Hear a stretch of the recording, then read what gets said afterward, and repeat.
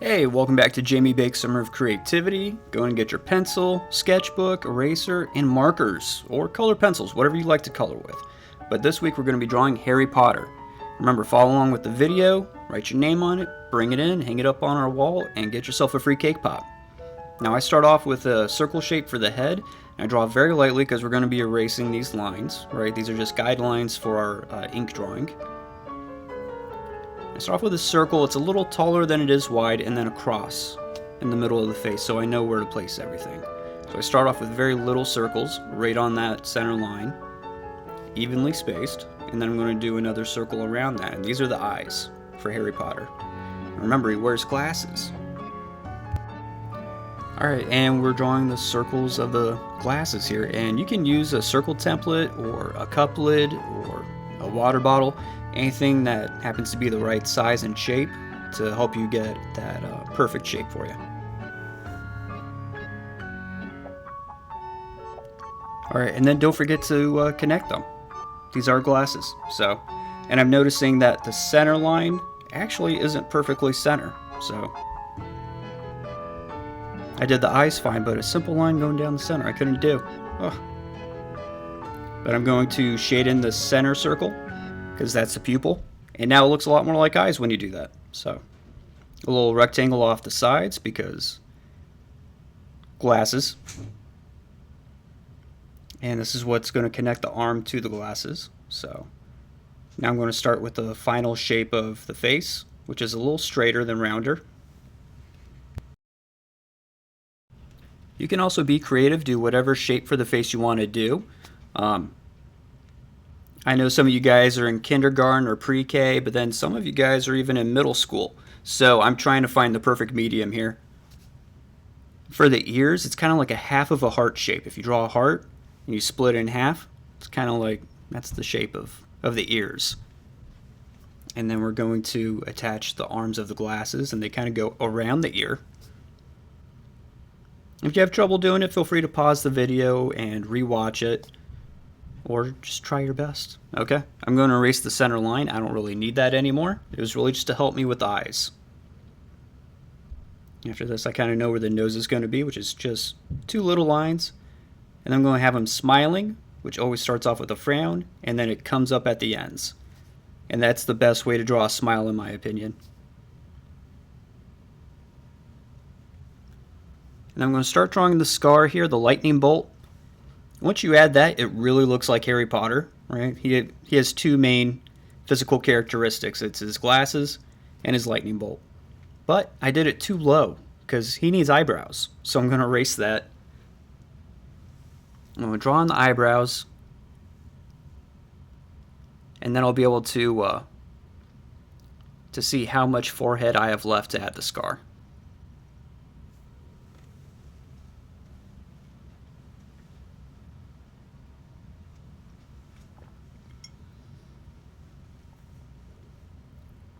Alright, now Harry Potter, he has some medium length hair, and it's always messy. You know, he's on a lot of adventures. He doesn't use hair gel, so it's going to end up getting a little messy. And it's bigger than his head, so leave room between the edge of the paper and the circle shape that we drew, because hair isn't like glued down tight to your head. Especially his. It's messy. It's all over the place. A little bit of bedhead. Does not brush his hair.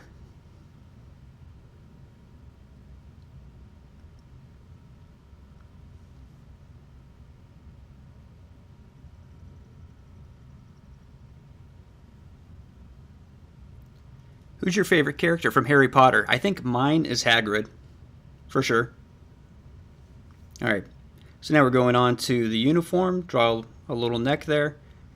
And he's always wearing a buttoned-up shirt and a tie, so let's do that. And it's kind of an A shape coming from the center of his neck. And then his tie, it's kind of a triangle without points, if you think of it that way. Almost like the Superman symbol. And then it comes down from there. But he's also wearing a gray vest over that. So Remember, we're not pushing down hard with the pencil. And then his robe kind of overlaps the collar of his white shirt. Yeah, so that deep V is the vest. So I'm going to erase the tie that goes under it. And then finish the collar.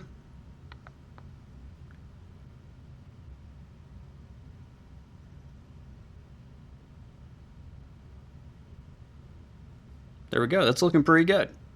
If you need a pause here to rewatch some stuff, go ahead. I'm just going to add the shoulders.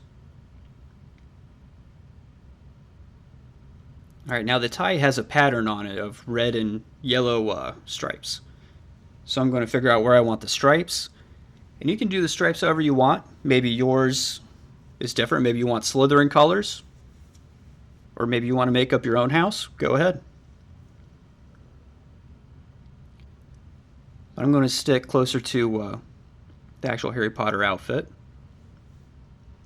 And have a lot of room on the lower part of my paper, but I'm not going to fill it all up. I'm going to leave some room at the bottom for me to write my name. So I'm going to do a line like this, and yeah.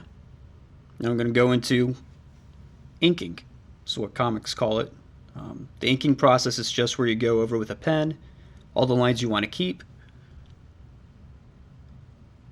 Just make sure you don't go over any lines you don't want to keep, right? Because some things are overlapping, like the robe over the vest, which is over the tie, which is over the shirt. So yeah, but don't ink the stripes on the tie though.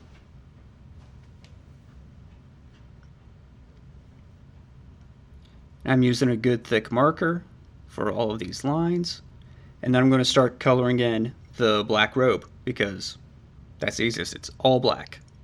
I'm using the biggest marker I can find because it's a big area. And I sped all this up because you guys know how to color. So maybe you want his robe to be a different color. Go and be creative. This is the summer of creativity. What do you think should be on there? You know?